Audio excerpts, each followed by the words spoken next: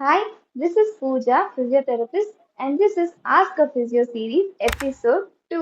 எனக்கு வேலை செய்யும் போது வலி இருக்கு, ஆனா ரெஸ்ட் எடுத்தா அந்த வலி போயிருது. எனக்கு பிசியோதெரபி தேவையா? நான் சிம்பிளா உங்களுக்கு எப்படி எக்ஸ்பிளைன் பண்றதுன்னா, சடனா உங்க ஃபோன் வந்து ப்ராப்பரா ஃபங்க்ஷன் ஆகாம ரிங் ஆயிட்டே இருக்கு.